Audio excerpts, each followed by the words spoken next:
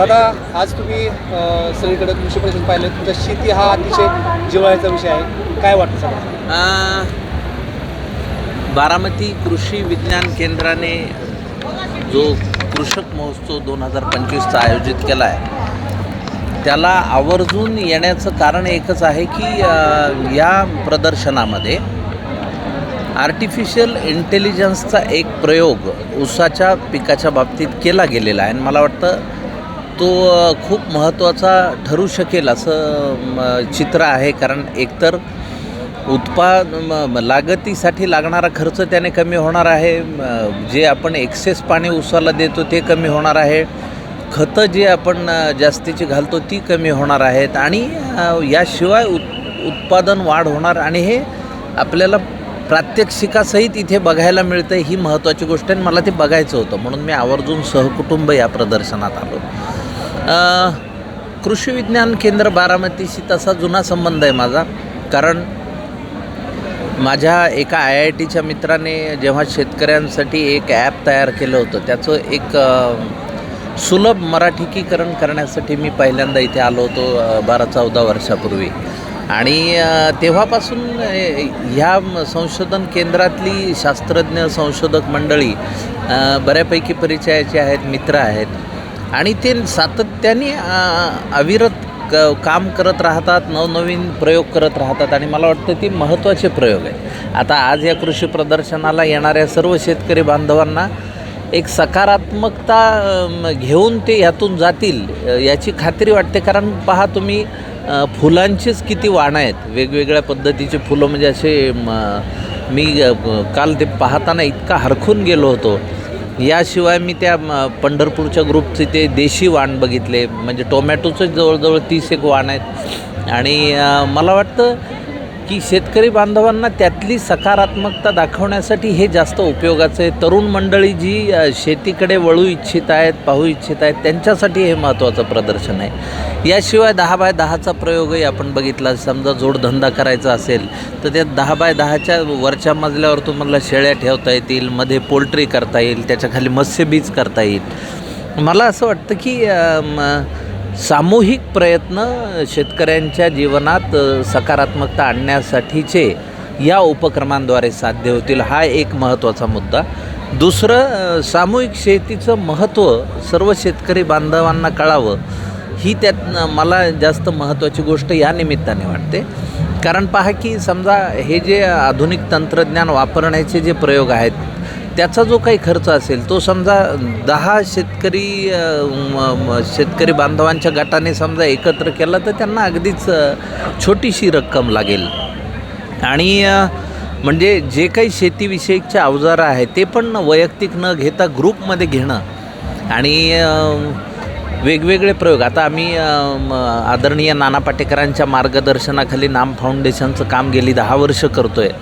त्यातले काही प्रयोग उल्लेखनीय आहेत. म्हणजे आता माढ्याचा विठ्ठल गंगाचा प्रयोग आहे, जवळपास 34 किलोमीटरचं काम आम्ही तिथे केलं आणि तिथे आज 3000 शेतकऱ्यांची फार्मर कंपनी स्थापन झाली आणि यावर्षी 4000 मेंबर झालेत.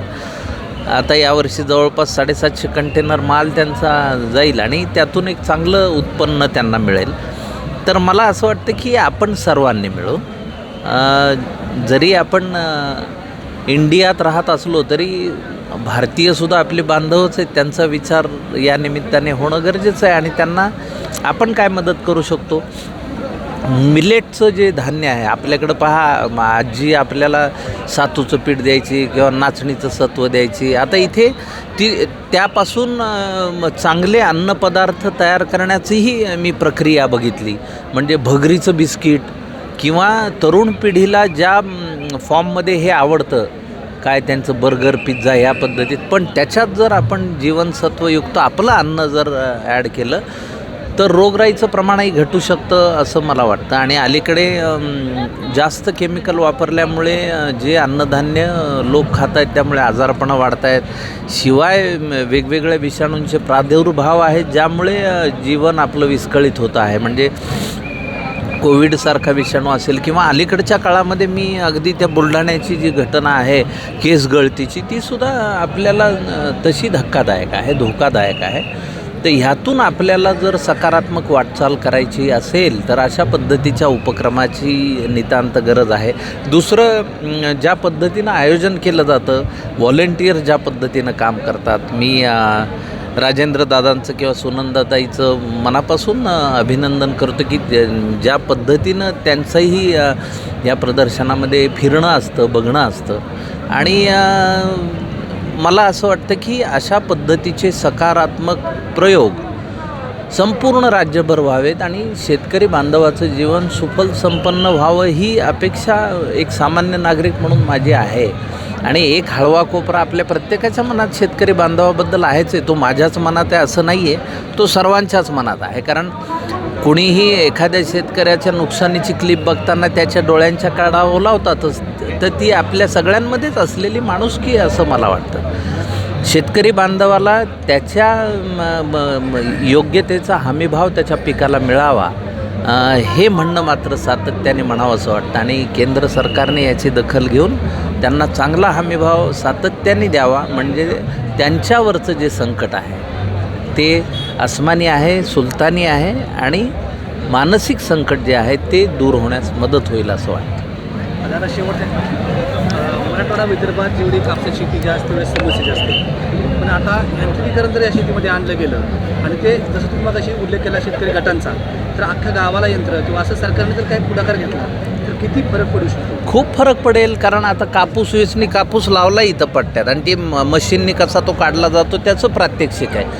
नाही, गरजेचं तेच आहे ना. कारण काय झालं आहे की श्रमप्रतिष्ठा कमी होत चालली आहे दुर्दैवाने. श्रमप्रतिष्ठा वाढवण्यासाठी सरकारनं प्रयत्न करणं गरजेचं आहे. कारण तरुण पिढीला तो व्यसनाधीन व्हायच्या अगोदर त्याला चांगला मार्गही दाखवला तर मला असं वाटतं की त्यातून चांगलंच निष्पन्न होईल. आणि मला असं वाटतं की ह्या यंत्रसामुग्रीचा योग्य पद्धतीनं वापर करून शेतीचं जी लागतीचं खर्च आहे तो कमी व्हावा आणि शेतकरी बांधवाचं जगणं सुसह्य व्हावं. नाही तर पहा ना, आपण पपई समजा एखाद्याने काढली आणि तो घेऊन गेला मार्केटात, तिथे जर कमी भाव मिळाला किंवा पडलेला भाव असेल तर त्याचा वाहतुकीचाही खर्च निघत नाही हो. मग त्यांनी काय करायचं त्या 5-6 महिन्याच्या मेहनतीचा? हा आपल्याला भेडसावणाराच प्रश्न आहे ना. तर मला असं वाटतं की सकारात्मकतेनं ह्या सगळ्या गोष्टींकडे पाहून याच्यावर चांगले निर्णय व्हावे.